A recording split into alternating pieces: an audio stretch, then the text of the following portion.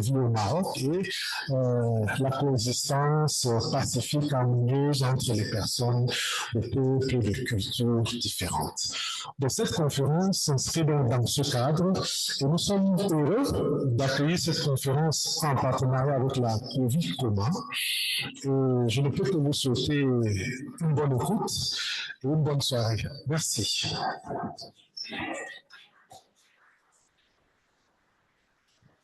Merci. Alors, comme souvent, il y a un public de personnes qui connaissent l'Institut et d'autres qui connaissent moins l'Institut. Il y a des gens en présentiel et il y a des gens en ligne.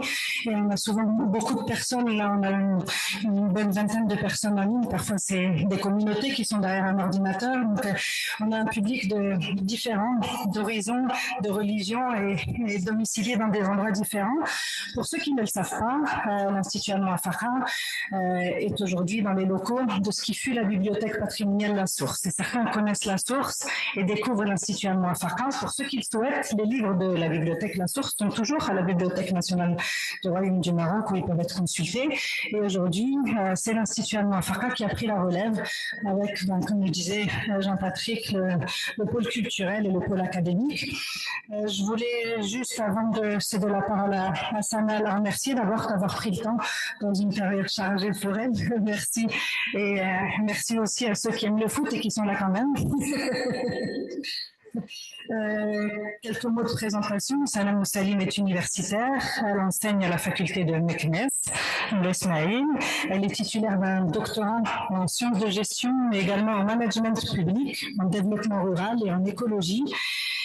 Titulaire, en plus de son parcours professionnel comme universitaire et comme chercheuse, Sana est aussi engagée, femme d'action et militante associative et impliquée dans ces enjeux qui nous préoccupent et sur lesquels on va se concentrer ce soir. Elle a occupé plusieurs fonctions de responsabilité au sein du ministère de l'Agriculture, d'agence de développement territorial et de la société civile, avec des travaux portant sur le développement territorial, sur le changement climatique, les systèmes alimentaires et plus récemment la sécurité hydrique et la justice climatique. C'est là que j'ai recroisé ton chemin, auteur de plusieurs publications et conférencière. Elle est aujourd'hui coordinatrice nationale de la coalition marocaine pour la justice climatique. Pour ceux qui ne la connaissent pas, je vous invite à vous renseigner. C'est un acteur de ce combat pour la justice climatique au Maroc. Dans ses recherches comme dans ses prises de parole, vous l'entendrez tout à l'heure, elle défend une approche intégrée de l'urgence hydrique, articulant la rareté de la ressource, les inégalités territoriales, les droits humains et les responsabilités publiques. Vous comprendrez donc que cette double, voire triple, peut-être plus, casquette explique que nous nous soyons adressés à elle pour traiter le thème de ce soir. Merci encore. Juste avant de lui donner la parole, sachez, pour ceux qui ne le savent pas, que nous filmons les interventions, que dans une semaine, elle sera disponible en ligne et que nous pouvons vous en envoyer le lien pour la relayer ou pour la regarder à nouveau. Ça m'a à toi la parole. Il y aura ensuite un temps de débat, y compris avec le public en ligne, et je me chargerai de relayer les questions qui seront posées en ligne. Merci encore.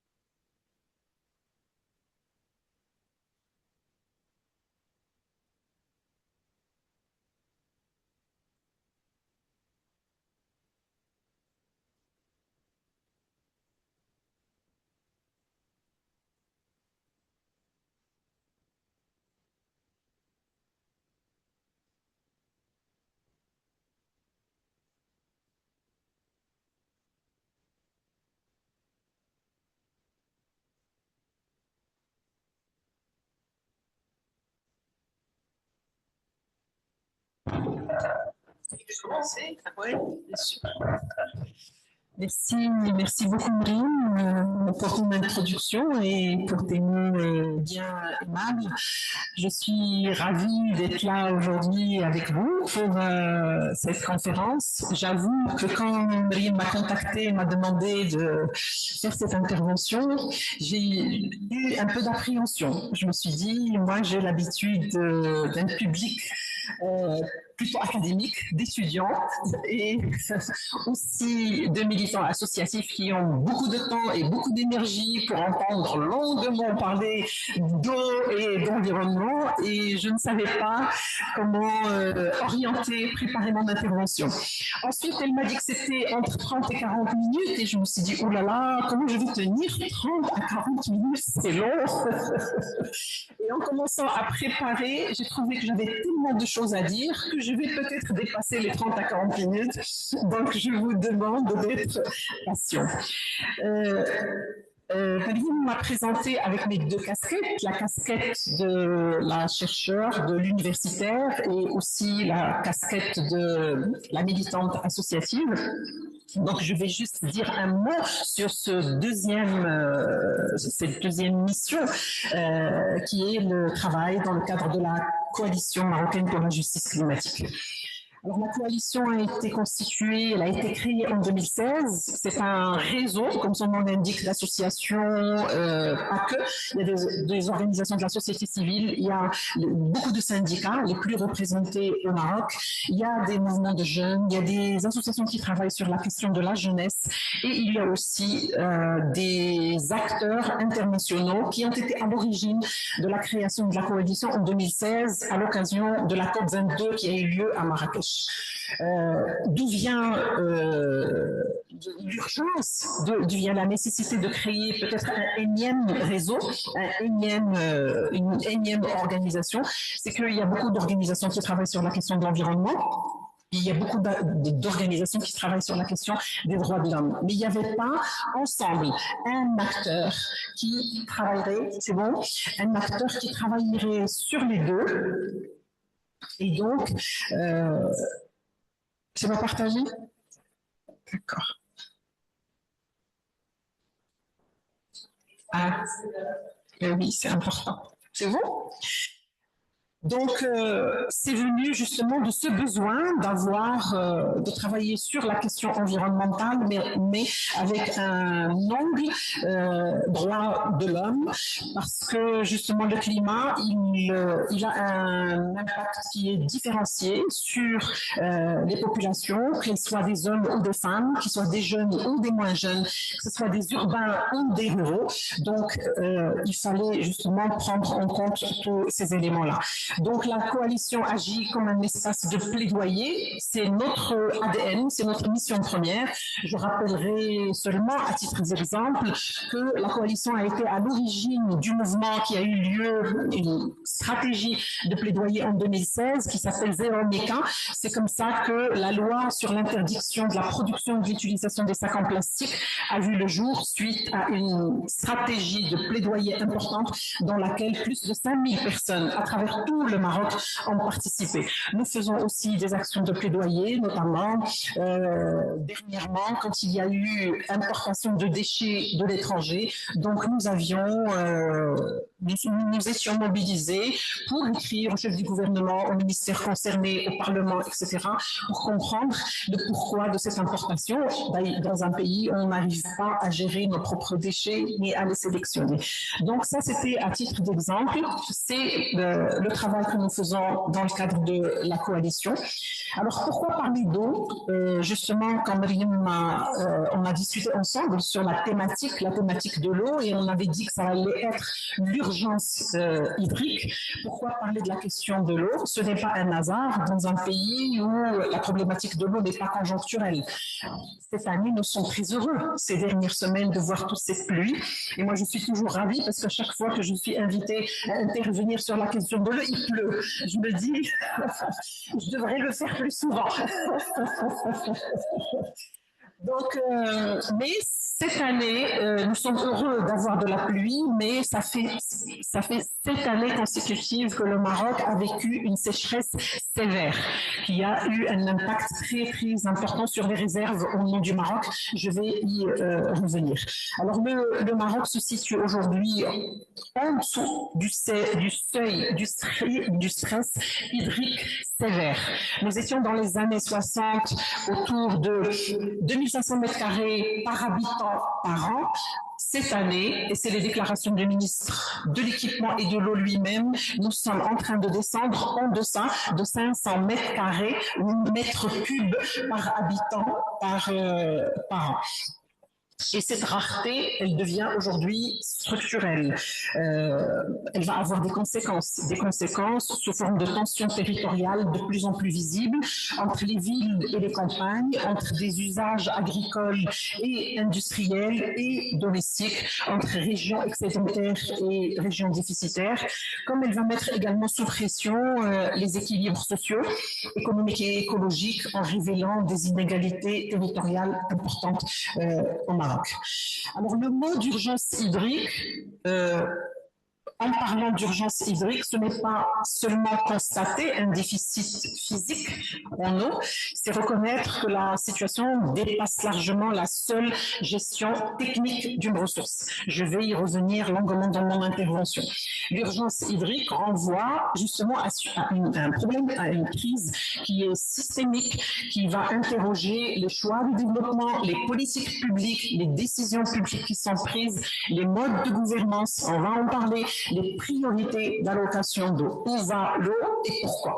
C'est une question qui est importante, donc ça va soulever des enjeux de justice sociale. Ça va parler de droits humains parce que l'accès à l'eau est un droit fondamental, mais aussi d'éthique environnementale, dans la mesure où la surexploitation actuelle, que ce soit des eaux de surface ou des eaux souterraines, elle compromet les droits des générations futures. C'est pour ça que nous parlons justement de droits humains. L'eau devient un révélateur des fragilités de notre contrat social et territorial. Alors, pourquoi parler justement de cette question à l'Institut Moafaka? Je continue. Donc, aborder la question de l'urgence hydrique à l'Institut Moafaka a un sens particulier parce que, comme vous l'avez présenté tous, l'Institut est un espace de dialogue interdisciplinaire, interreligieux, qui va permettre de croiser les approches scientifiques, sociales, éthiques et spirituelles autour d'un enjeu qui est profondément humain. Parce que l'eau n'est pas simplement une ressource économique ou technique, elle est au cœur du vivre ensemble, des solidarités et des responsabilités partagées. Et donc, dans un contexte de rareté, la question n'est pas simplement comment gérer cette ressource, elle est aussi comment la partager équitablement comme une ressource commune, comment prévenir les conflits d'usage et comment construire une culture de la sobriété et de la justice. Donc, penser les grands défis contemporains à l'articulation aujourd'hui, ici, entre société, valeurs et responsabilités collectives. Avant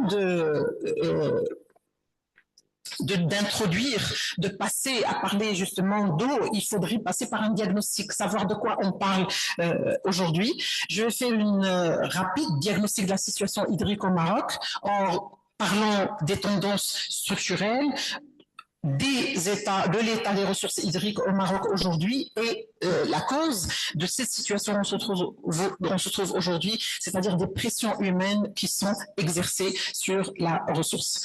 Alors, j'ai mis quelques photos, quelques graphiques pour faciliter justement l'information et la rendre plus digeste.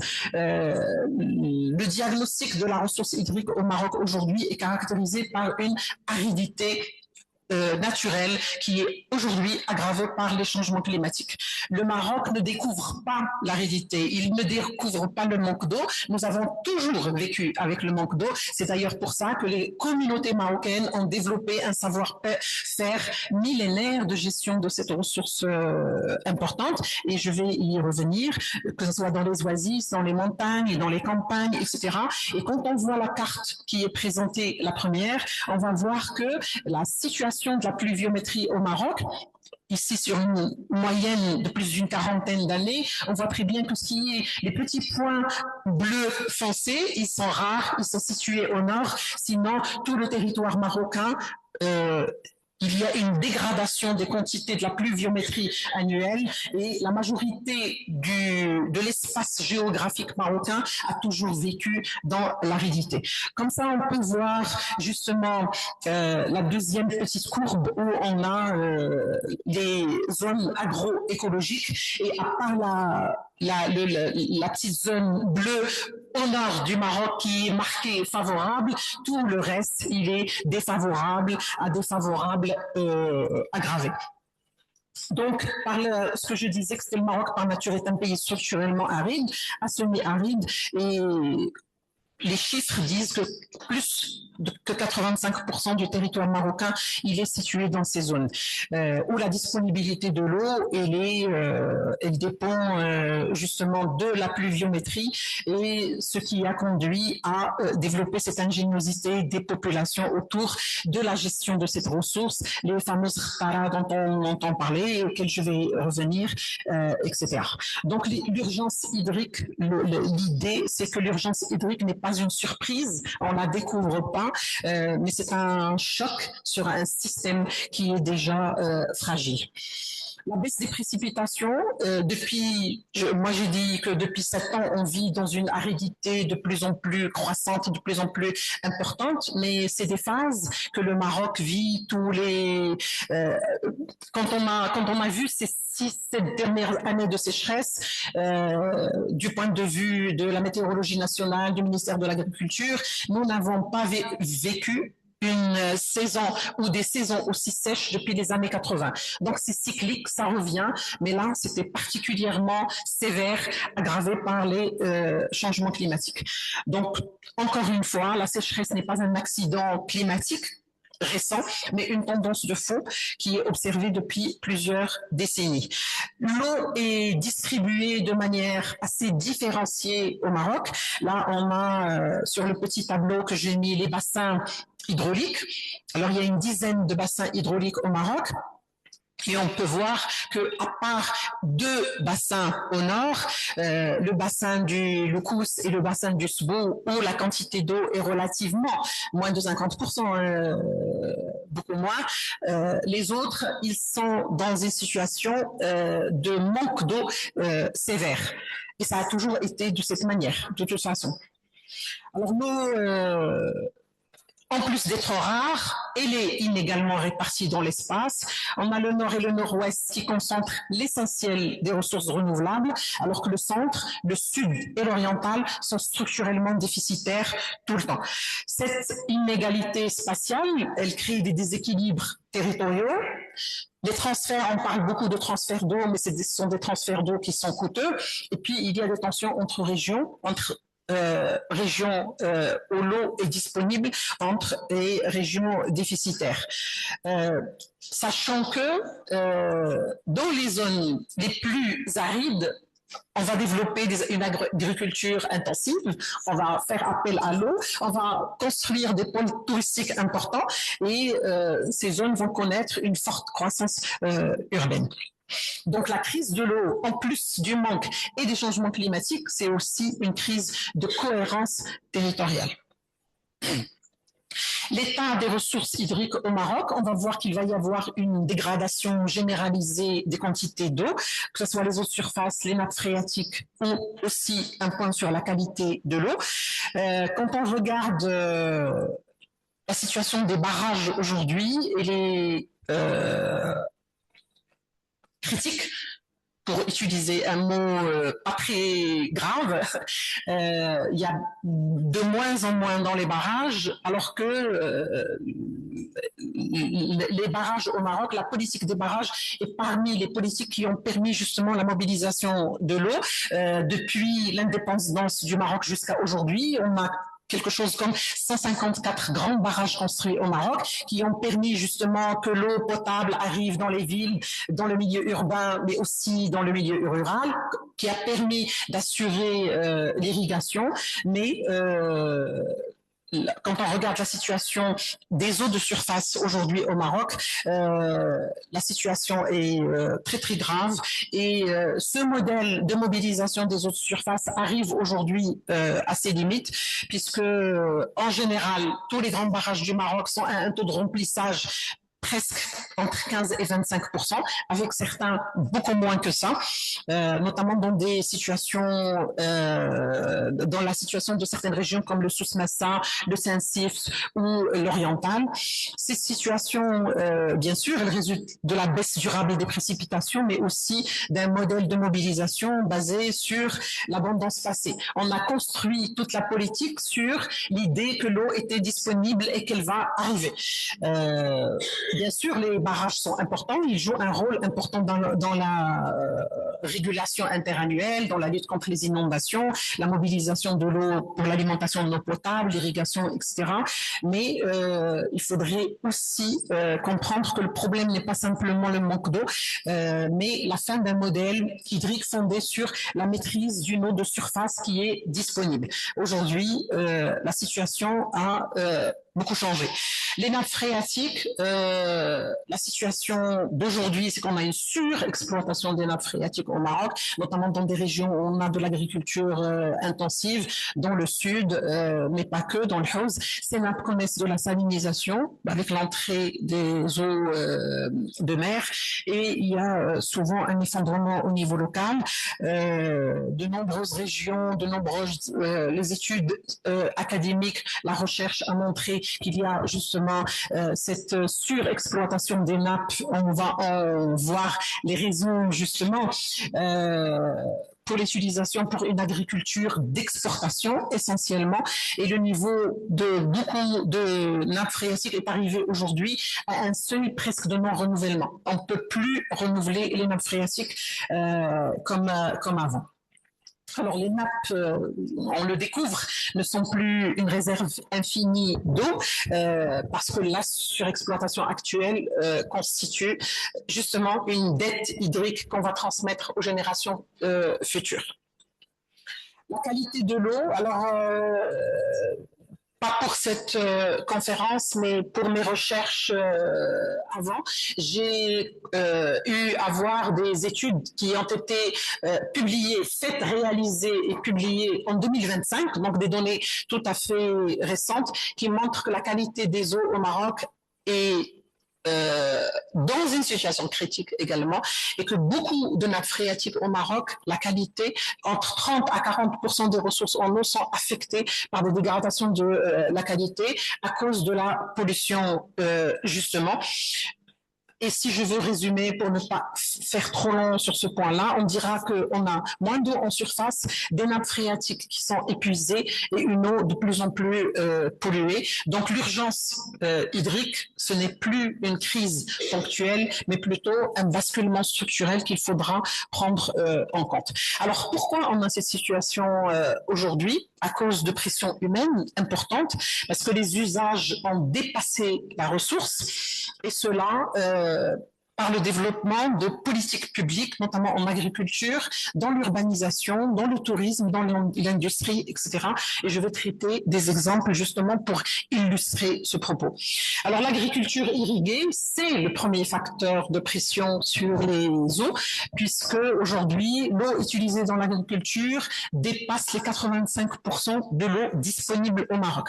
C'était des chiffres qui, jusqu'à il n'y a pas longtemps, étaient tabous, on n'osait pas en parler, mais aujourd'hui, c'est même des chiffres qui sont publiés par le ministère de l'Agriculture lui-même. Donc, le premier consommateur d'eau au Maroc, c'est l'agriculture, qui parfois peut arriver jusqu'à 90%, par le développement de l'irrigation, justement, notamment dans une stratégie célèbre aujourd'hui, qui est le fameux plan Maroc Vert, suivi par la stratégie Génération Green, dont l'objectif était justement de développer l'agriculture d'exportation. Et donc, ce plan Maroc Vert, cette stratégie a accentué la pression sur les barrages pour mobiliser de l'eau d'irrigation, et pas que les barrages, les nappes phréatiques par le creusement de puits, et généralement sur les écosystèmes locaux. les cultures qui ont été développées, bien sûr, l'agriculture est importante. Et ce sont des points qui ont été soulevés, notamment dans les débats publics, et même le ministre, le chef du gouvernement, qui était le ministre de l'Agriculture, qui était derrière le plan Maroc vert, a eu à intervenir, notamment au Parlement, sur cette question de la stratégie Maroc vert pour en présenter les avantages. Tout le monde est d'accord là-dessus. On a beaucoup développé l'agriculture, on a développé nos exportations, c'est très important. Mais à quel prix? C'est ça la question qui est posée. À quel prix on a développé l'agriculture? Et bien sûr, il n'y a pas d'arbitrage à faire parce que on a besoin de boire, mais on a besoin aussi de manger. Mais la question est posée, quel type d'agriculture? Est-ce qu'on est sur de la sécurité alimentaire, de la souveraineté alimentaire, ou plutôt l'objectif est de développer une agriculture d'exportation? Et tout le monde parle aujourd'hui d'exportation d'eau. On est essentiellement en train d'exporter une ressource qui est rare au Maroc. Donc la crise hydrique, encore une fois, c'est aussi on a parlé de rareté, on a parlé de changement climatique, mais c'est aussi le résultat de choix agricoles, de choix économiques et pas uniquement du climat. Le deuxième point est l'urbanisation. L'urbanisation, le tourisme, l'industrie. Alors, quand on donne le chiffre de 80 à 85% d'eau qui est utilisée par l'agriculture, une partie infime, parce qu'on entend beaucoup de sensibilisation quand on ouvre la télévision sur il faut fermer le robinet, quand on se brosse les dents, il faut utiliser un verre, etc. C'est bien de sensibiliser, mais toute l'eau domestique, en fait, c'est 10% de l'utilisation de l'eau. Et bien sûr, il faut faire des économies, mais il faut questionner le grand consommateur d'eau avant de questionner ceux qui en utilisent peu. L'industrie utilise 4% d'après les chiffres de l'eau disponible, mais là aussi il y a des économies à faire, et surtout les traitements des eaux, parce que je l'ai montré tout à l'heure, beaucoup d'eau sont issues de l'industrie, sont rejetées sans traitement. Donc à côté de l'agriculture, les usages urbains, touristiques et industriels vont exercer également une pression de plus en plus forte sur la ressource en eau. Et donc, pour résumer, l'urbanisation rapide parce que les villes s'agrandissent. Aujourd'hui, on est à plus de 60% de taux d'urbanisation au Maroc, donc les gens ne vivent plus comme avant dans les campagnes. Ils sont essentiellement dans les villes, et qui dit ville dit besoin d'eau, sachant que on a amélioré, et je vais arriver à ce point pour dire qu'il y a des choses positives qui ont été faites. Je ne dis pas le contraire. Aujourd'hui, le taux d'accès à l'eau potable dans les villes a dépassé les 95-96%. Dans le milieu rural, le taux est légèrement inférieur, mais quand on entend des taux de 90, 92, 94, il ne faut pas s'imaginer que tous les gens qui vivent à la campagne peuvent avoir de l'eau en ouvrant le robinet. Donc la question de l'accès à l'eau, elle est importante. Dans le tourisme, l'économie marocaine se base aussi sur le secteur touristique, et c'est un secteur qui demande énormément d'eau, une forte consommation, notamment dans les hôtels, dans les piscines, les golfs, etc. Et le fait aussi est que la concentration spatiale des zones touristiques se fait dans des zones qui sont déjà fragiles, où il y a un manque de la ressource. Sur les industries, alors il y a des industries qui sont hydrovores, qui ont besoin de beaucoup d'eau, notamment le textile, la chimie, l'agroalimentaire, et qui effectuent des prélèvements importants sur la ressource et auxquels il faudrait apporter une attention particulière. Donc la question de l'urgence hydrique n'est pas simplement combien d'eau avons-nous, mais aussi qui utilise l'eau, pour quel usage et à quel coût social et environnemental. Je vais parler, en essayant de le faire aussi rapidement, des impacts socio-économiques, justement, et territoriaux de l'urgence hydrique sur les territoires ruraux, sur les villes, sur la sécurité alimentaire et également sur la paix sociale. Alors, l'impact sur les territoires ruraux sont en première ligne, justement, de l'urgence hydrique, car ils dépendent pour l'activité économique, l'agriculture, tout l'élevage, toutes les activités sont en relation avec l'eau et ils sont impactés par le manque d'eau. Ici, j'ai mis une photo de une khtara verticale, parce que justement, comme je disais tout à l'heure, les populations locales, les communautés locales ont développé des moyens pour justement rationaliser l'utilisation de cette ressource et comment la préserver au moment de sécheresse. Mais on le voit bien que quand il y a le manque d'eau, les conséquences sont importantes pour les populations. Il y a des baisses de rendement agricole, il y a une hausse des coûts de production et une perte directe des revenus des petits agriculteurs, ce qui va avoir comme conséquence l'abandon progressif des terres. Si on n'a pas d'eau, on va laisser les terres, on va se reconvertir, sortir de l'agriculture avec la perte des savoirs locaux justement importants et avec des migrations internes vers les villes, mais aussi des migrations externes vers d'autres pays. Une mention particulière pour les oasis marocaines, qui sont des systèmes écologiques fragiles, mais qui concentrent un savoir-faire important, très très particulier, justement sur la gestion de la ressource, et qui vivent aujourd'hui une situation très très difficile avec l'épuisement des ressources, l'effondrement des khtara et la disparition risquée du savoir-faire et des savoirs hydrauliques traditionnels. L'impact sur les villes, alors l'urgence hydrique est aussi pleinement urbaine parce que l'immigration ou l'exode rural vient agrandir les villes, les quartiers périphériques qui n'ont pas forcément tout à fait accès à l'eau aujourd'hui, et dans certains quartiers périphériques, les gens continue aussi. Là, j'ai mis une photo, c'est dans la région de Marrakech, où les gens continuent à s'approvisionner en eau dans certains quartiers. Alors, l'impact sur les villes, bien sûr, il y a des coupures. Beaucoup de villes aujourd'hui connaissent des coupures nocturnes, connaissent des baisses de pression et une intermittence dans l'approvisionnement. Le coût de l'eau aussi augmente. Cela va affecter en premier lieu les ménages modestes d'abord, et bien évidemment des inégalités de plus en plus marquées entre centres urbains qui sont mieux servis, la périphérie et les quartiers informels sont plus exposés aux pénuries, et ils vont avoir recours à des solutions qui sont souvent coûteuses. Donc la pénurie de l'eau en ville va accentuer les inégalités socio-spatiales. L'impact sur la sécurité alimentaire, cet impact est important parce que ça va justement, nous le vivons depuis, le Maroc le vit aujourd'hui depuis quelques années. Le Maroc est un importateur net de céréales, par exemple, et au fil du temps, au fil des années, la quantité de blé, par exemple, pour ne donner que cet exemple, de blé importé augmente d'année en année à cause justement de la rareté de l'eau, puisque les cultures céréalières sont des cultures en bourg qui dépendent directement de la pluie. Donc, ça crée de la dépendance aux importations, notamment dans le cas des céréales que j'ai mentionné. Et cette dépendance va exposer de plus en plus le pays à la volatilité des prix internationaux.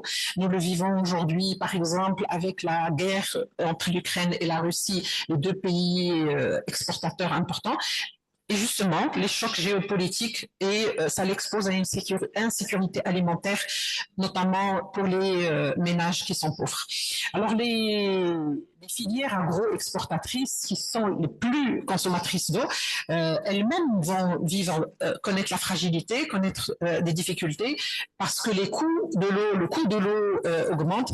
Il y a une pression environnementale et la question de la durabilité sur le long terme se pose. Donc la question de l'eau aussi, elle est liée à la question de la souveraineté alimentaire. L'impact, le dernier point, est l'impact sur la paix sociale.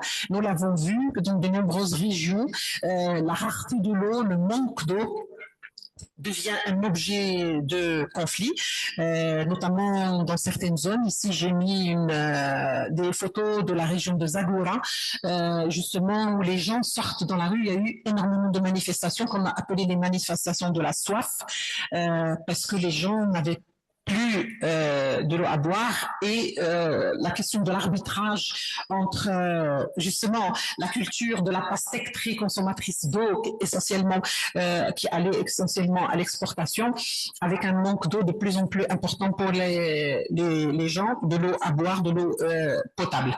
Donc les tensions vont se multiplier entre l'agriculture et la ville, entre petits exploitants et les grandes exploitations qui, elles, ont les moyens justement de mobiliser de l'eau, de creuser des puits de plus en plus profonds, entre des usages agricoles, industriels et touristiques.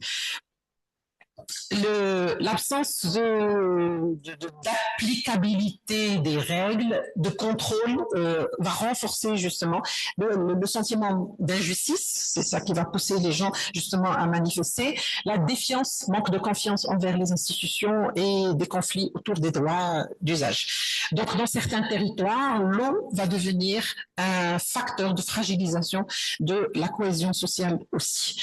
La question de la gouvernance de l'eau est très importante parce que elle va traduire justement toutes les problématiques, va être à l'origine de toutes les problématiques que connaît ce secteur. Alors je vais présenter rapidement un petit rappel du cadre normatif, des avancées importantes qui ont été faites et puis des limites et des défis. Alors aujourd'hui, il y a un cadre législatif très important, la loi 3615 qui est la loi sur l'eau, et donc il y a un cadre juridique important, ambitieux, mais malheureusement, qui est inachevé, puisque la loi n'est pas appliquée à 100%. Beaucoup de textes d'application de la loi ne sont pas sortis à ce jour. Même si la loi elle-même, elle présente une évolution importante du cadre juridique de l'eau au Maroc. Elle permet de reconnaître l'eau comme un patrimoine commun à tous les Marocains. Ça permet, justement, elle a apporté le principe de la gestion interdélogique, la gestion intégrée des ressources en eau, et elle a permis de renforcer le rôle des agences de bassin. Alors, il y a 10 agences de bassin au Maroc. L'agence de bassin, c'est elle qui gère et la production et la consommation de l'eau. Et elle a introduit des mécanismes de gestion importants, comme celui des autorisations pour creuser des puits, la protection des nappes, et puis bien évidemment la question de les sanctions contre les prélèvements illégaux. Ceci est intéressant, il est important, mais on voit que dans la pratique, il y a encore beaucoup de contraintes qui persistent, puisque la mise en œuvre de la loi reste partielle, les capacités de contrôle sont limitées, et je vais y revenir, les forages illégaux continuent, parce que c'est très difficile de contrôler tout le monde, et les arbitrages entre usages restent souvent implicites aux politiques. Donc on a un cadre juridique qui est moderne, qui est complet, mais la gouvernance de l'eau va souffrir d'un déficit d'effectivité et de mise en œuvre.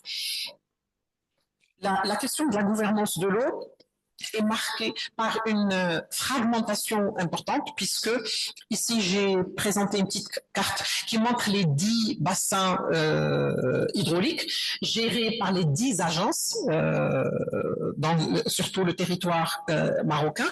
Quand j'ai parlé de fragmentation institutionnelle, les intervenants dans le domaine de l'eau sont très nombreux. Alors, il y a le ministère de l'eau, il y a le ministère de l'Agriculture, il y a le ministère de l'Intérieur, il y a les agences de bassin, il y a les collectivités territoriales, les organisations de la société civile, etc., avec parfois un chevauchement de compétences. Il y a aussi la difficulté de la lenteur des réformes, puisque, comme je l'ai dit, la loi elle est mise en œuvre, mais partiellement. Et puis, il y a un retard dans la régulation des prélèvements. Le contrôle connaît beaucoup de défaillances, notamment pour les forages illégaux. Il y a des pompages qui sont non déclarés, et puis il y a pas de sanctions qui vont empêcher justement qu'on exploite l'eau sans autorisation.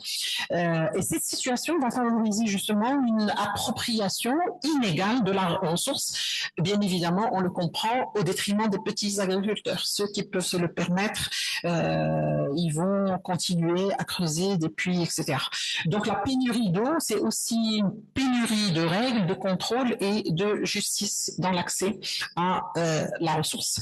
Les avancées, j'ai dit qu'il y avait des avancées très importantes. il faudrait le mentionner, on ne va pas jeter le bébé avec l'eau du bain. Il y a beaucoup de choses très intéressantes qui ont été faites, puisque le Maroc aujourd'hui a réussi une transformation rapide des techniques d'irrigation qui permettent d'importantes économies d'eau à l'échelle des exportations, mais avec des effets territoriaux qui sont différenciés, contrastés entre territoires. Il y a beaucoup, le ministère de l'Agriculture conduit beaucoup de programmes de modernisation hydraulique, les fameux la PMH, petite et moyenne hydraulique, avec la généralisation de l'économie d'eau, ou tout ce qu'on appelle le goutte à goutte. Donc, il y a même d'importantes subventions, justement, pour les agriculteurs pour utiliser ces moyens d'économie d'eau, mais avec des contradictions qu'on va remarquer sur le terrain. Alors ces moyens, ils permettent bien évidemment une réduction significative des pertes par évaporation, une amélioration de la productivité de l'eau et une meilleure sécurisation des rendements. Mais on va remarquer que de manière contradictoire, en encourageant le goutte à goutte, par exemple, on va étendre le goutte à goutte et on va utiliser 3 fois sur certains territoires, 3 fois la quantité d'eau nécessaire pour irriguer certaines cultures. Donc, on va avoir une intensification des cultures fortement consommatrices d'eau, une extension des superficies irriguées, justement parce qu'on se dit qu'avec l'économie, on peut se le permettre, avec une pression accrue sur les nappes phréatiques. Il y a eu des avancées aussi importantes grâce au dessalement d'eau et à l'interconnexion des bassins hydrauliques, justement. Alors, la question du dessalement n'est pas récente. Ça fait plus de 30 ans que le Maroc a commencé à faire du dessalement d'eau avec une station notamment très importante. Vous avez ici une petite image. C'est la station de dessalement de Agadir. Et la question de l'interconnexion des bassins hydrauliques aussi, puisque aujourd'hui, on a des projets de transfert d'eau des bassins excédentaires vers les bassins où il y a un manque d'eau. Donc, le dessalement et l'interconnexion, ils constituent un pilier important de la sécurisation de l'eau potable dans les zones qui sont structurellement déficitaires. C'est très important. L'État aurait aimé qu'il le fasse depuis un peu plus longtemps, qu'il n'attende pas qu'il y ait des années et des années de sécheresse pour accélérer ces projets, mais il y a eu construction de stations de dessalement, des interconnexions régionales, comme je l'ai dit, etc. Mais les coûts financiers, et là, c'est les questions qu'il faut se poser, les coûts financiers sont importants, avec une dépendance à l'énergie. Et tout à l'heure, avec mon ami, on avait parlé de la connexion eau-énergie qui n'est pas suffisamment, justement, débattue et traitée. Il y a des arbitrages territoriaux et sociaux sur les usages prioritaires de l'eau à faire, puisque quand on le voit, les zones qui sont alimentées, c'est essentiellement des zones côtières. Qu'en est-il des zones de montagne? Qu'en est-il des oasis? Qu'en est-il des zones qui sont enclavées? Avec des risques, justement, on se dit, avec le dessalement et l'interconnexion, on est à l'aise, il n'y a pas de problème. Qu'en est-il des réformes structurelles sur la sobriété et la gouvernance de l'eau? Alors, j'arrive à la question des limites et des défis qui sont posés. La première limite, première difficulté, les pompages non contrôlés, justement, qui représentent le talent d'Achille de la politique de l'eau, parce qu'il y a un manque de contrôle. Et le manque de contrôle, alors qu'on a, je vous ai mis ici la photo, il y a la police de l'eau qui a été créée depuis quelques années déjà. Il y a aussi la politique environnementale qui existe, mais il y a des faiblesses dans le fonctionnement. Ils n'ont pas de moyens, très peu de moyens. Quand on voit par exemple pour une région comme Rabat-Casablanca, avec 4-5 voitures, et souvent les gens ils sont obligés de se déplacer par leurs propres moyens, de quelle efficacité on parle? Donc déficit de moyens humains et techniques, fragmentation des compétences entre plusieurs intervenants et institutions.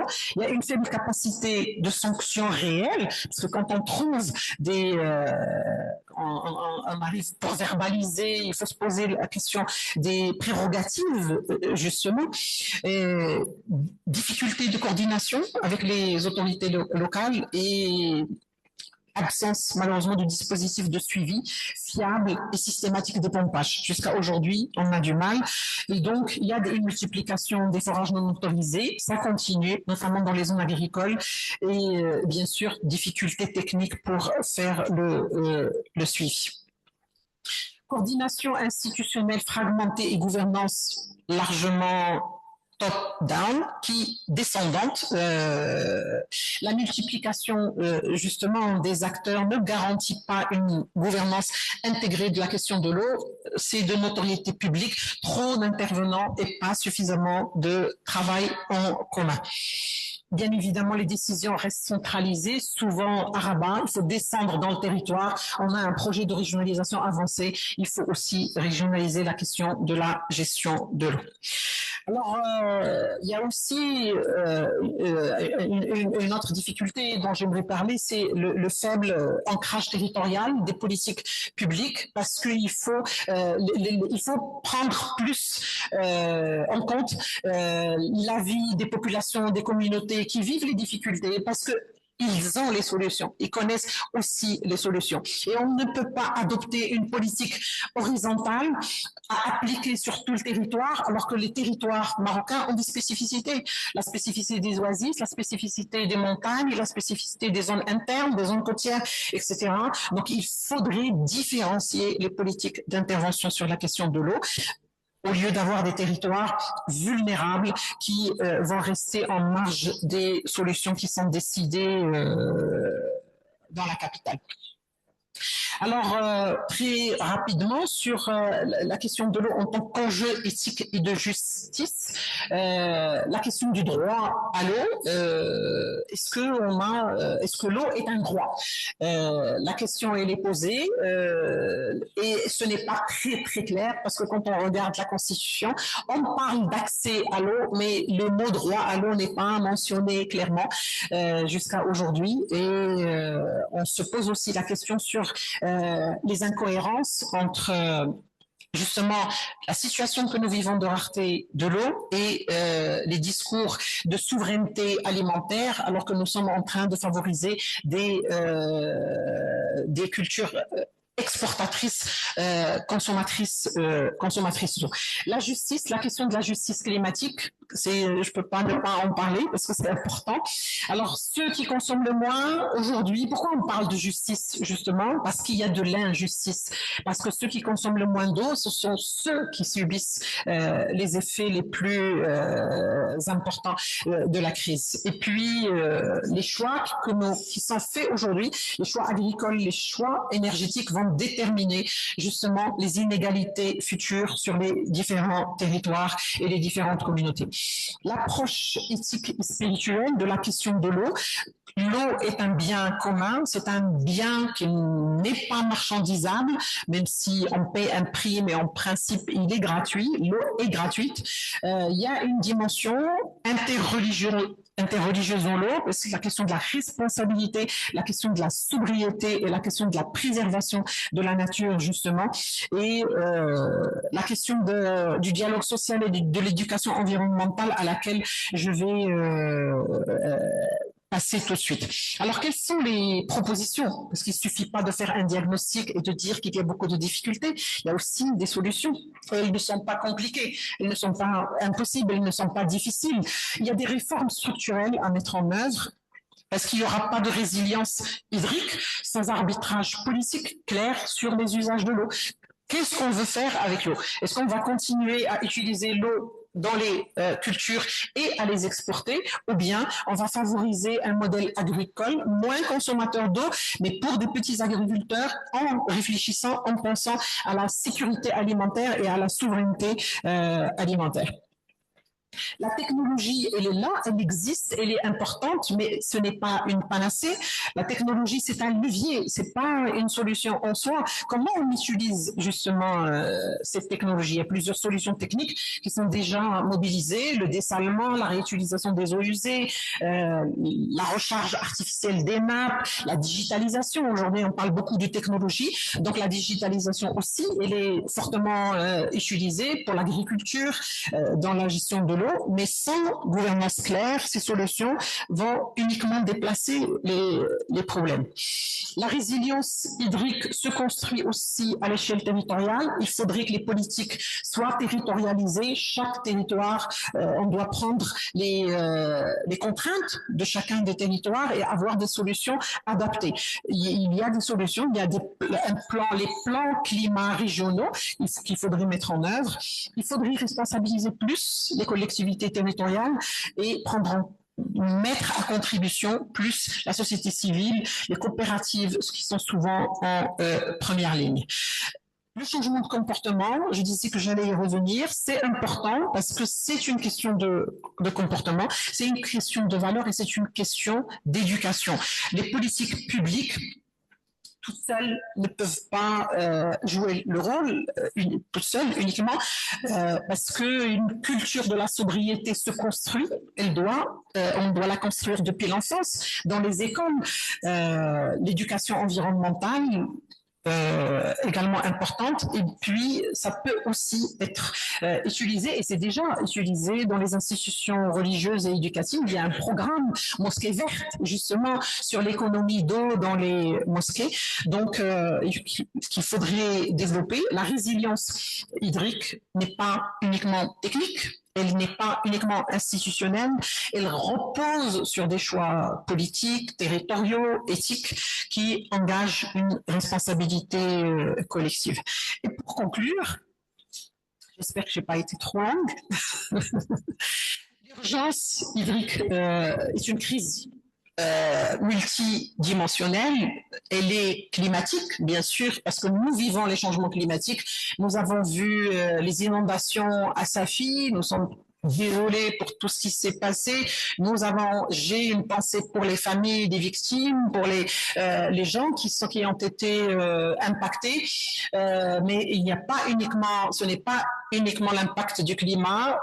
Il y a un impact des politiques publiques, il y a un impact des politiques économiques, sociales, territoriales, et il y a un impact, il y a une crise aussi en relation avec l'éthique, parce que quand on creuse des puits à des centaines de mètres, en utilisant les énergies renouvelables en amont, sans penser aux petits agriculteurs qui se trouvent en aval, il y a une question éthique importante qui se pose. La responsabilité, bien évidemment, elle est collective, elle est celle de l'État, bien sûr, mais elle est aussi celle des agriculteurs, celle des entreprises.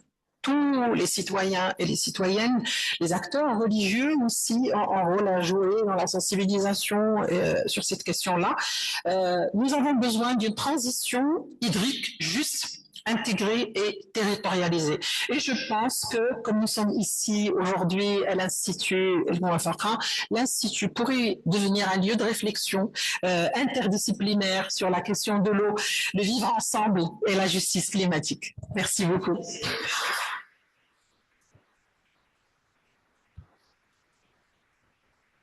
Merci beaucoup. C'était pas trop long du tout, mais c'était passionnant. Merci pour cette présentation précise, pointue, très éclairante, inquiétante. On était déjà sur un enjeu majeur. Tu es revenu sur le contexte, les enjeux, les défis, le cadre, les conséquences sociales en termes d'inégalité territoriale et surtout, en tout cas, très important évidemment, le lien entre cette problématique et celle des droits humains de manière générale et du vivre ensemble. Tu as dressé un diagnostic inquiétant donc, mais pas seulement sur la disponibilité en eau, c'est là aussi qu'il y avait beaucoup de choses très importantes qui ont été présentées ce soir, parce que c'était aussi insister sur l'impact des évolutions sociales et surtout des choix économiques et politiques. L'agriculture, l'urbanisation, le tourisme et toute la pression que représentent ces secteurs sur les ressources hydriques, leurs coûts sociaux et environnementaux. Pour résumer, et je te cite, combien d'eau nous avons, n'est pas la seule question, mais c'est surtout qui l'utilise, pourquoi, mais à quel coût social et environnemental, et aussi le lien entre ressources en eau et inégalité territoriale dans un contexte de régionalisation avancée, donc l'inégalité socio-spatiale, et le lien avec la migration aussi, l'exode rural nationale, mais aussi l'immigration internationale, le départ. Et finalement, l'impact sur la paix sociale. Merci aussi pour les pistes et les recommandations, la partie recommandations, le plaidoyer, ce que vous faites bien à la coalition, le plaidoyer pour le droit à l'eau, et je tiens à réutiliser ces termes, la justice climatique et la dimension éthique spirituelle, l'importance aussi de l'éducation environnementale. Pour conclure, en reprenant ta conclusion, il s'agit moins d'un manque de solutions que d'un problème de hiérarchisation des priorités et d'une régionalisation des actions aussi mises en œuvre en tenant compte des spécificités locales. Merci beaucoup pour ce tableau précis. Et si dans la salle il y a des commentaires, des questions, des interventions, moi je me chargerai de relayer celles qui seront formulées en ligne. Et je rappelle que la vidéo sera disponible.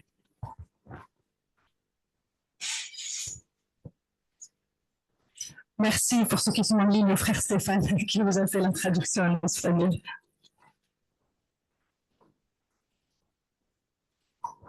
Il me semble qu'il y a une approche de nature géothéo-anthropologique autour de l'eau, parce que quand même il y a des guerres qui se mènent autour de l'eau, notamment au Moyen-Orient en ce moment.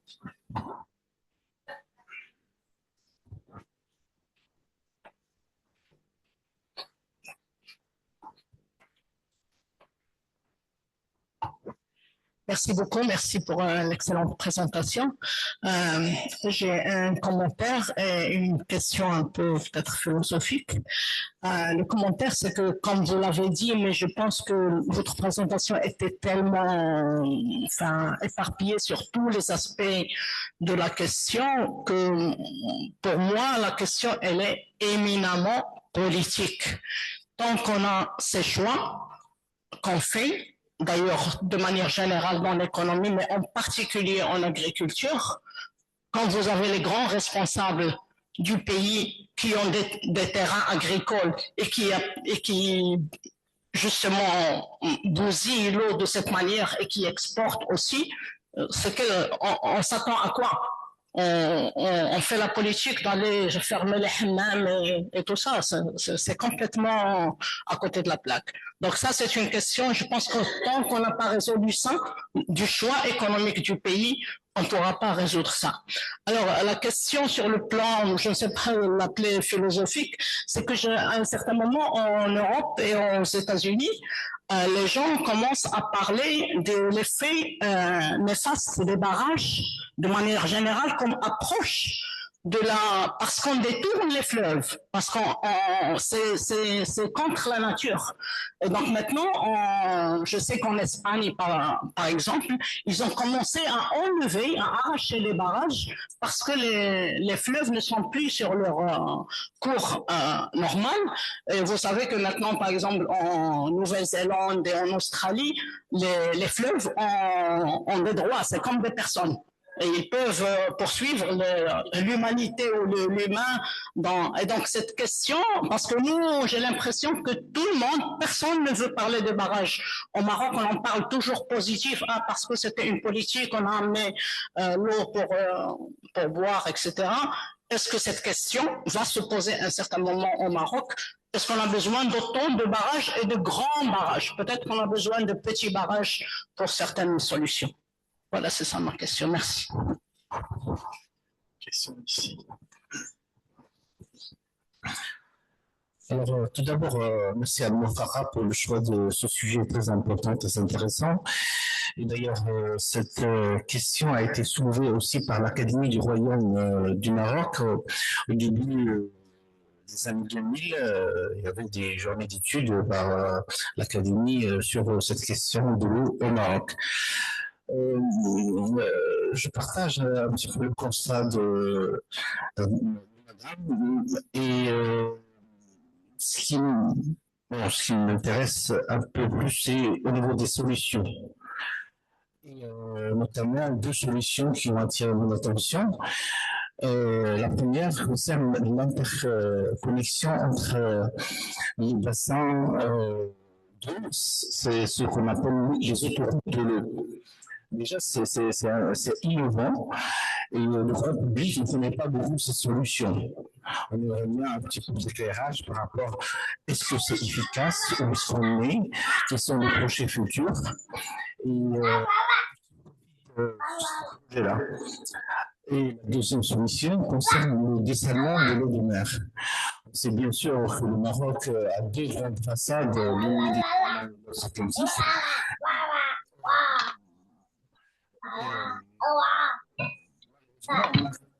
Quelques villes du dessalement, notamment celui que vous avez présenté, celui de Agadir. J'ai entendu qu'il y a un autre projet sur plongée sur l'Aïou. J'ai entendu également qu'il y a très ambitieux sur Agadir ou bien sur Asfi, mais dessalement avec de l'énergie nucléaire. Je ne sais pas où est-ce qu'on est par rapport à ça et voilà, merci encore pour la présentation.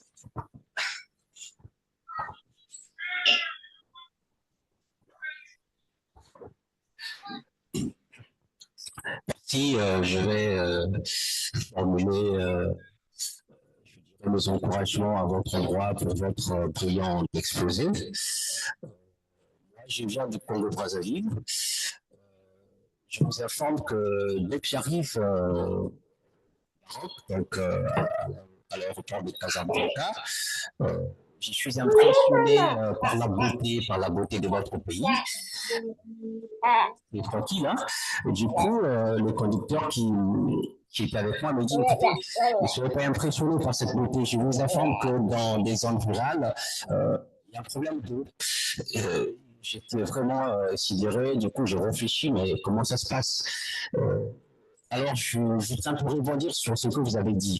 Vous avez parlé tout à l'heure, puisque nous sommes ici à Al-Mouafaka, et donc c'est une opportunité de faire un regard croisé entre cette question l'éthique, vous l'avez bien dit, hein, éthique, pardon, la dimension éthique et spirituelle. Je voudrais faire aussi un regard croisé, notamment sur la santé publique. Madame, vous savez que le problème est très nécessaire et peut affecter très souvent les enfants. Et je parlais de là sur la question d'hygiène.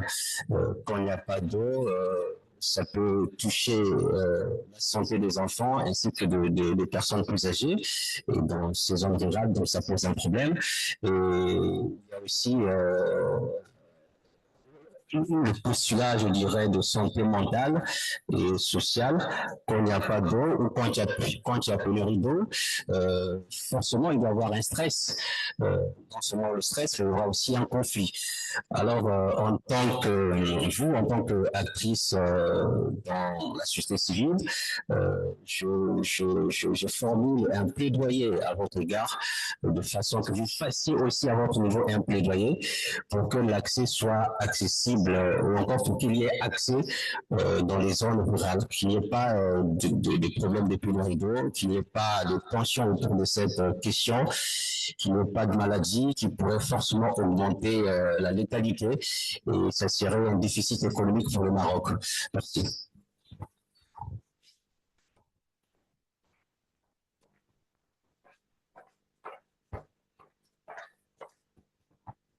Merci. Alors là, je vais relayer deux questions qui ont été posées en ligne. Alors une première sur une demande de référence bibliographique ou de travaux de référence sur les données qui ont été partagées avec nous ce soir. Et la deuxième, c'est sur la justiciabilité, c'est-à-dire le droit d'aller en justice parce qu'on a eu un droit environnemental, une violation d'un droit environnemental. Où on en est de ce plaidoyer? Alors voilà. Peut-être au Maroc, en tout cas au niveau international ou en théorie.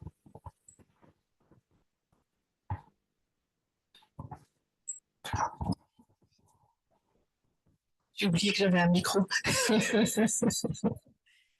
Merci beaucoup, merci pour toutes vos questions et vos interactions.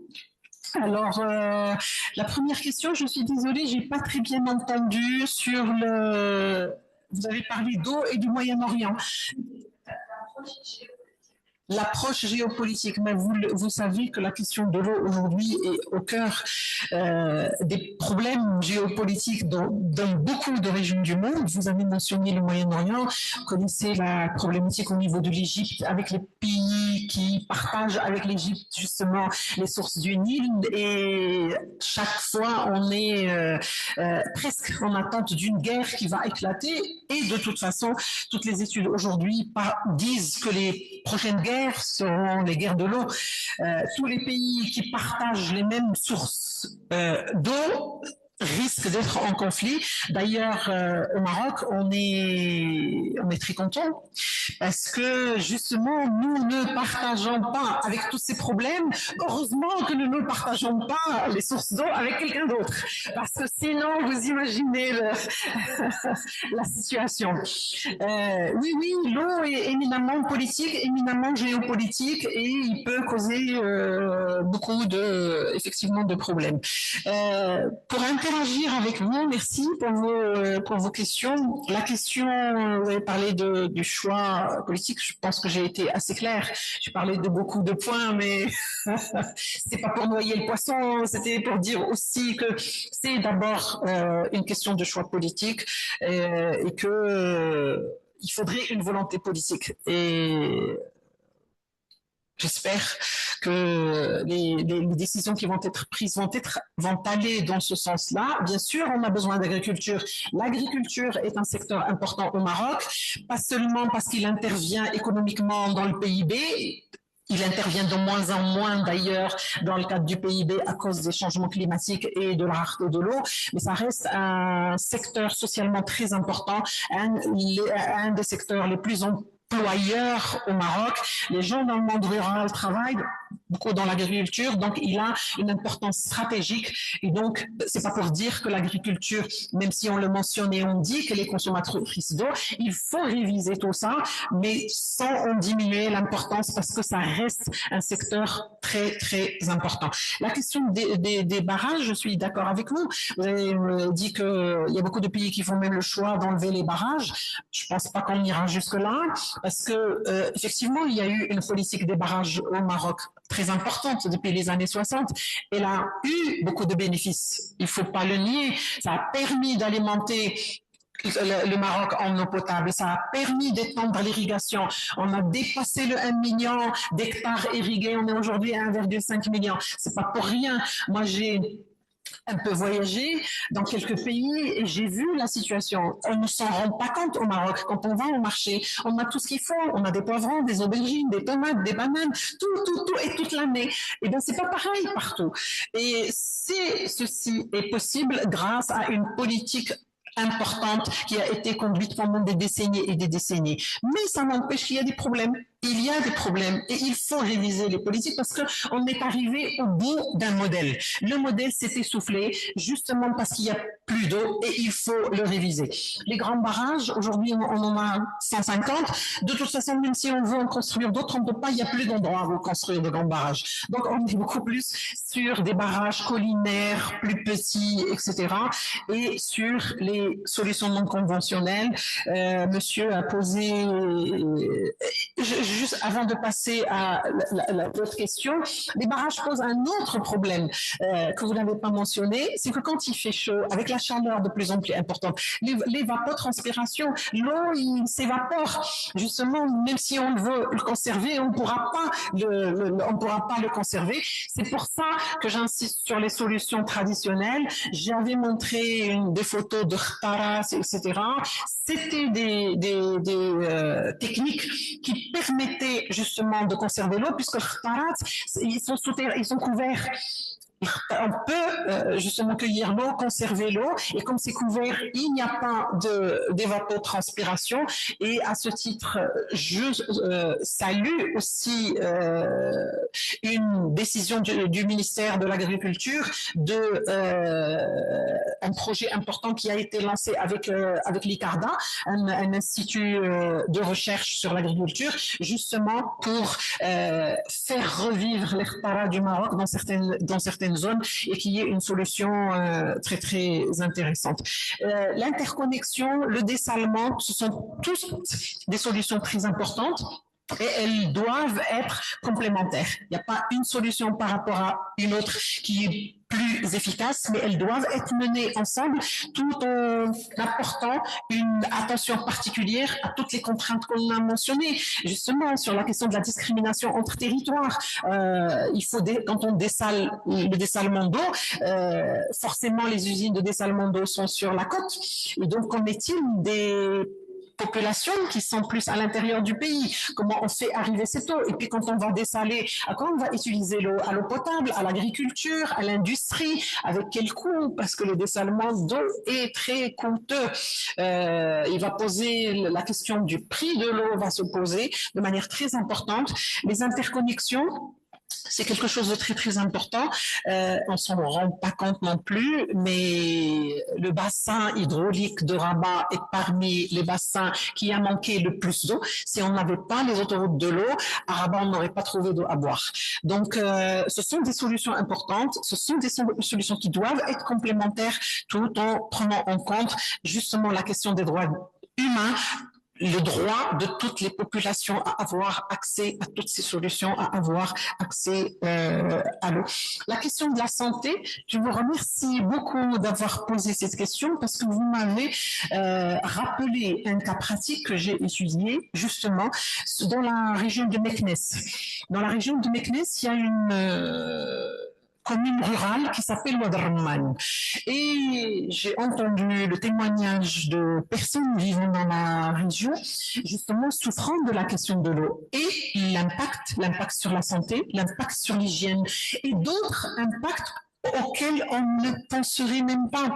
Vous savez, il y a un impact important. La question de la rareté de l'eau, parmi les conséquences, vous savez, c'est le mariage des mineurs.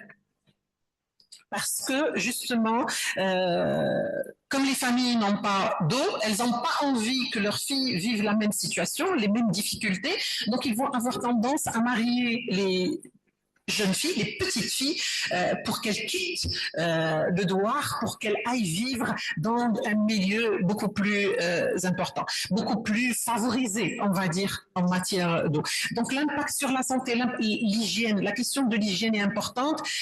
Des femmes ont témoigné que depuis leur mariage, vous savez, la tradition au Maroc, c'est quand la mariée arrive dans sa nouvelle maison, elle ramène des couvertures avec elle dans sa dot.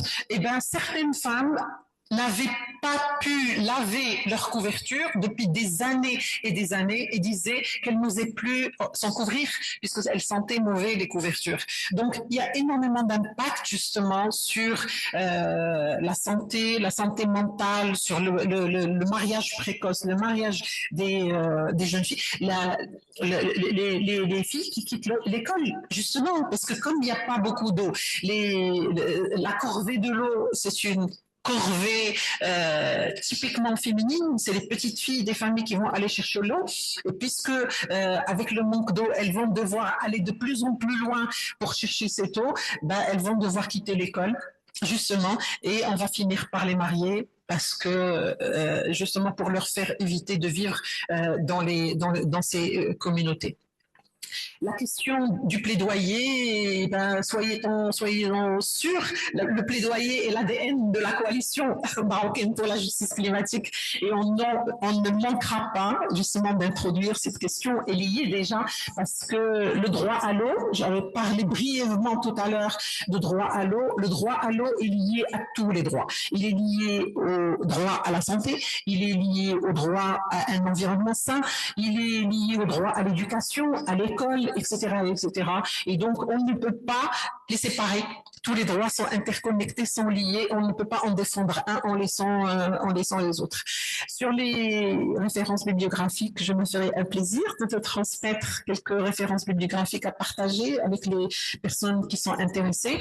Et sur la question de la justiciabilité, je vais dire que c'est une question de grande actualité aujourd'hui. La Cour de justice internationale a publié un avis il y a quelques mois pour dire que les États sont responsables responsables d'inaction en matière environnementale et que s'ils ne font rien, on peut les poursuivre en justice, justement.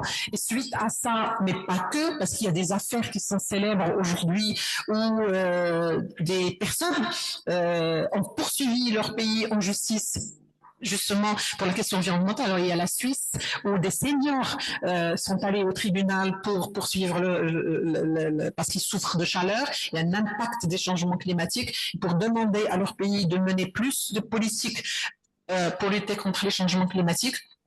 Il y a cette affaire, il y a l'affaire Notre Affaire Atos en France, qui est célèbre, où un collectif d'associations ont poursuivi l'État français pour inaction climatique et ils ont gagné le procès.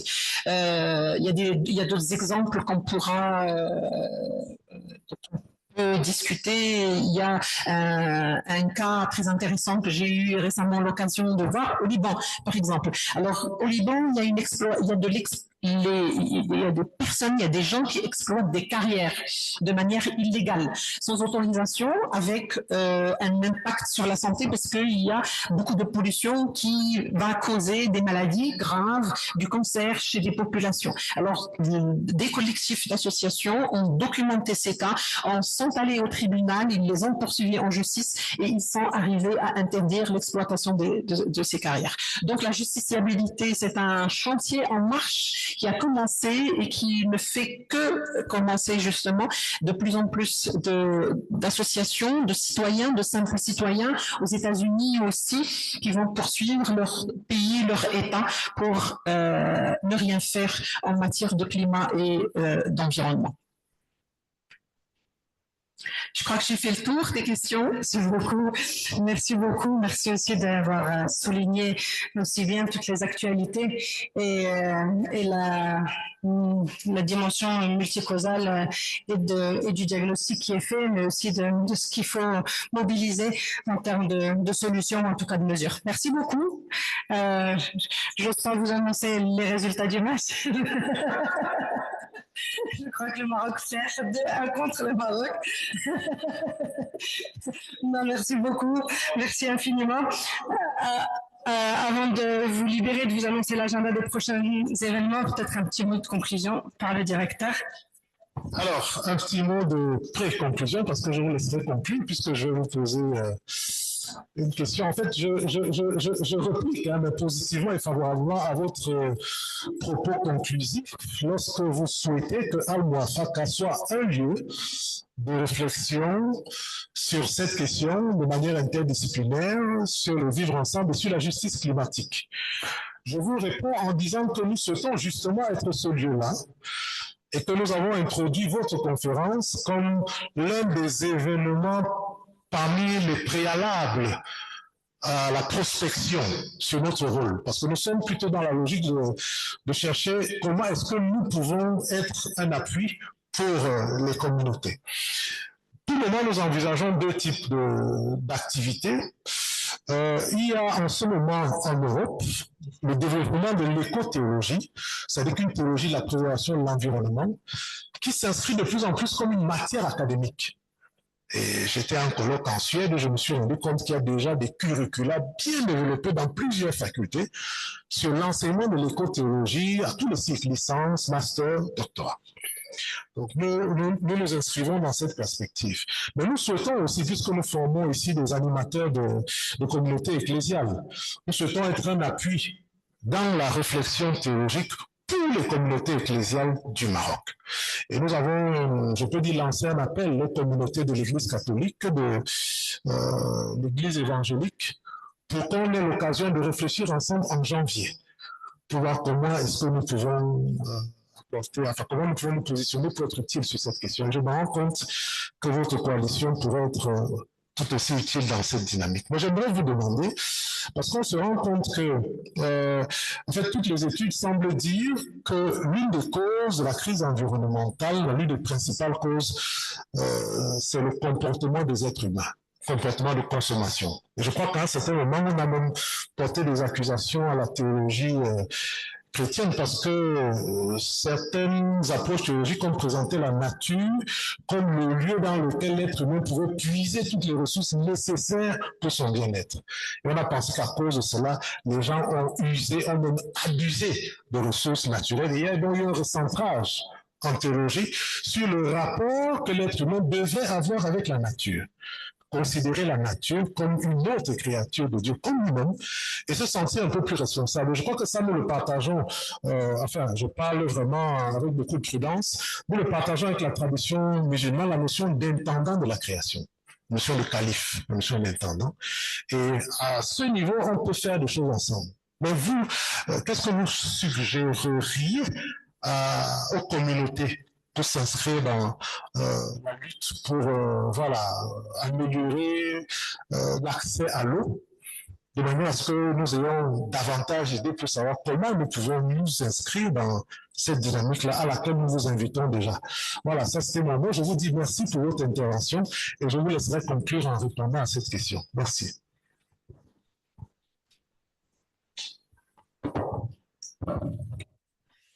Merci beaucoup, merci pour votre question et pour votre retour.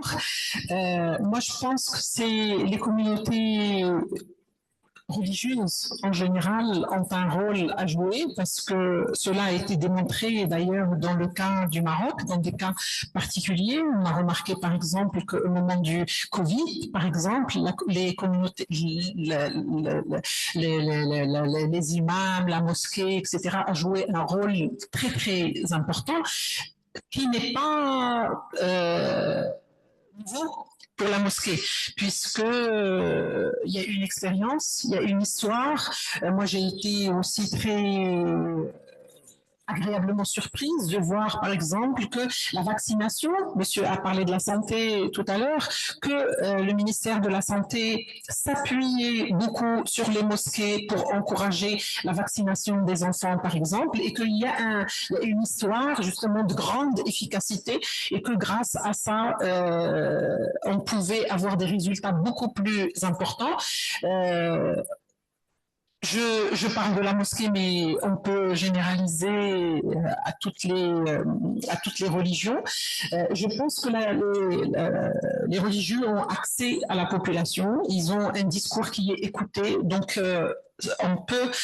ils peuvent justement attirer l'attention sur cette question parce que, comme vous l'avez dit, c'est d'abord là dans la démarche. On a effectivement toute la pensée occidentale en général à considérer que la nature pouvait être usée et abusée à outrance. Et j'ai pas mal de fois parlé de sobriété tout à l'heure dans la consommation. Ça, c'était important parce que la nature, moi, je veux juste finir avec une phrase pour dire que la nature, elle n'est pas à nous. Nous ne la possédons pas. Nous l'empruntons à nos enfants. Et moi, à chaque fois, quand il m'arrive d'y penser avec inquiétude en disant quel monde nous allons laisser à nos enfants. Si nous leur laissons déjà des dettes environnementales, ils vont avoir, et mon fils, j'ai un garçon de 16 ans et par hasard, hier on parlait de la question de l'environnement et il m'a dit justement, vous allez nous laisser les problèmes et c'est à nous de trouver les solutions. Donc, moi, j'encouragerai tout le monde, toutes les communautés, à réfléchir à toutes les solutions dès maintenant parce que justement les données techniques. Nous avons un organisme international qui s'occupe de ça, ce qui est le GIEC, le groupe intergouvernemental des experts sur le climat, qui ont déjà tiré la sonnette d'alarme. Nous avons déjà dépassé le point du retour. Nous sommes presque vers le non-retour. Et que si on doit faire quelque chose, c'est aujourd'hui. Non seulement arrêter cette consommation effrénée de la nature, mais essayer de réparer dès maintenant parce que si nous commençons maintenant, c'est possible. Voilà, merci beaucoup. Merci pour cette note d'espoir et puis aussi pour cette responsabilité qu'on nous rappelle, pour nous et pour ceux qui nous suivront. Petite note d'espoir côté foot, égalité de 2. Merci encore et donc à bientôt. L'invitation a été renouvelée et en effet l'Institut a l'intention de se consacrer encore plus à ces enjeux d'environnement et au lien entre les dimensions environnementales et droits humains et celles que la théologie peut aider à faire avancer. Juste vous annoncer, puisque l'Institut ferme demain pour les fêtes de fin d'année, d'abord bonne fête de fin d'année à chacune et à chacun, et vous annoncer les rendez-vous du mois de janvier. Le mardi 13 janvier, nous aurons l'exposition de photographie et la conférence intitulée Interreligiosité, un regard photographique en Europe par Manuel Pénicaud, qui est photographe mais qui est aussi chercheur au Centre Jacques Berck. L'exposition est en partenariat avec l'Institut français et le CJB, évidemment, vous êtes les bienvenus. Le mardi 20, nous aurons la première conférence d'un autre cycle, qui est un cycle qu'on a appelé Regard islamo-chrétien sur des thématiques communes au monothéisme, aux religions, avec une voix chrétienne et une voix musulmane. Et la première de ces rencontres sera sur la prière. Et ensuite, puisque le Ramadan et le Carême tombent en même temps cette année, ça sera sur le jeûne, que je prononce mieux maintenant. Le mardi 27 janvier, deuxième conférence des défis Maroc sur la question de l'éducation. Merci beaucoup encore, Sana, tout le monde en ligne. Et les remerciements sont très nombreux. Il y avait aujourd'hui en ligne 25 personnes, en salle 20 personnes, 25 personnes en ligne, c'est 25 connexions, c'est pas nécessairement 25 individus. Donc c'est dire si cette problématique et cette thématique interpelle et intéresse. Merci beaucoup. Bonne fête de fin d'année. Merci à toi, Myriam, et merci à vous tous.